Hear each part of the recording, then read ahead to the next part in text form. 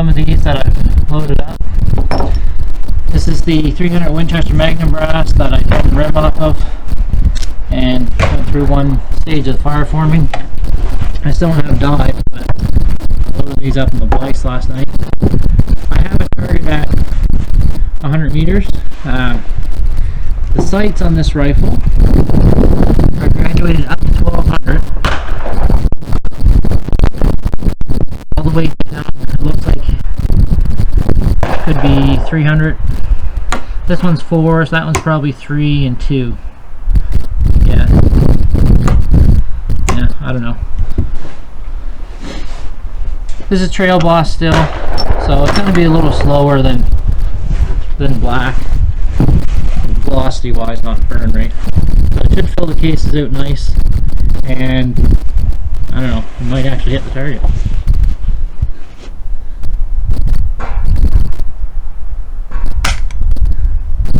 All this again.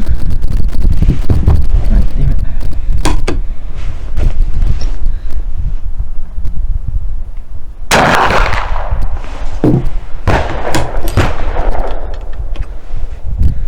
Yeah, there. So I have a nice shoulder on that case now.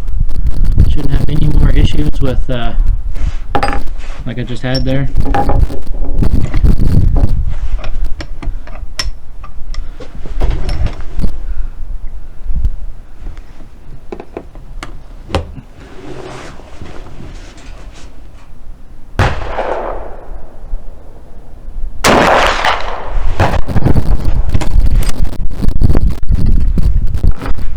If anyone's new to my channel, or if you're not familiar, I'm here in Canada, so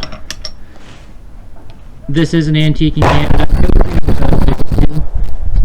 In Canada, it has to be made before 1898. It has to be single shot, not fed from a magazine unless it's a pistol, and it has to be greater than 8.5 mil. So this one's an antique. The repeating version, the 7184, is not. So usually this type of rifle would demand a higher price, but being that it's hard to load for, I got this for 200 bucks. Compared to, say, like a rolling block, which you can load 50-70 rounds for, they're going to run around.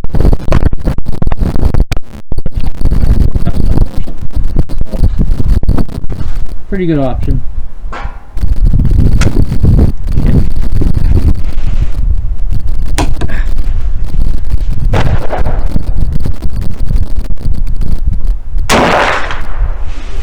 And as far as power goes, this rifle is about equivalent to a 45-70.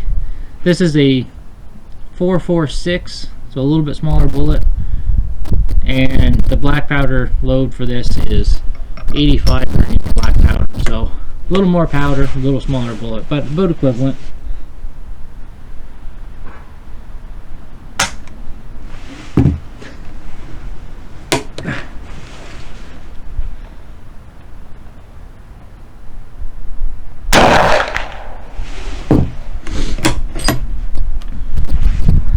And they're all fire forming quite nicely.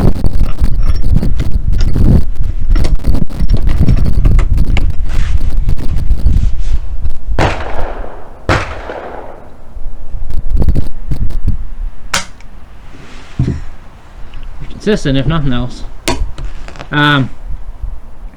You can make brass out of 45-70 for this. It will take a shorter case. The repeater will not, because of the magazine.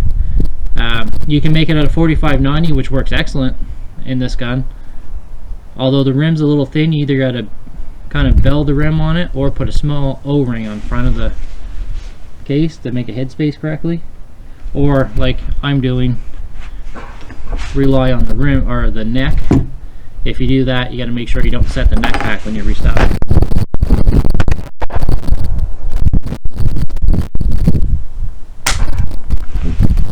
But right now, Bertram brass for 20 pieces is 95 bucks plus tax and shipping. So that's going to be like about 120, 125 bucks by the time I get it.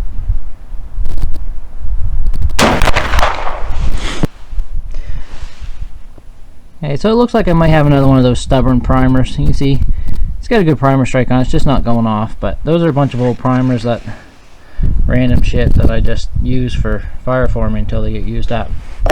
So I'll pull that apart and I'll do it again. But as you can see with these ones, they have a nice neck on them now. Everything fireformed just fine.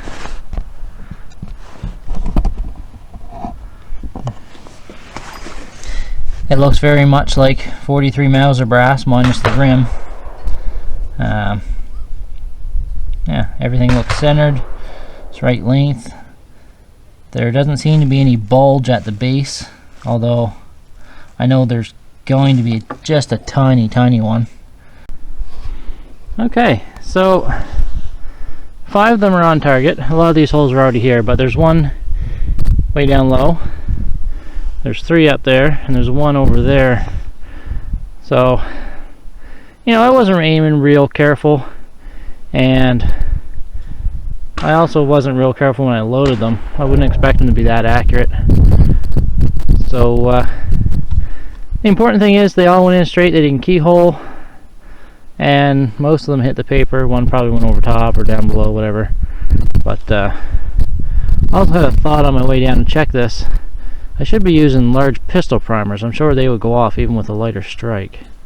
So anyways, thanks for watching, guys. Please stay tuned for more on this. I'll get a bunch of these loaded up one day and get out at the range and do some practical accuracy tests.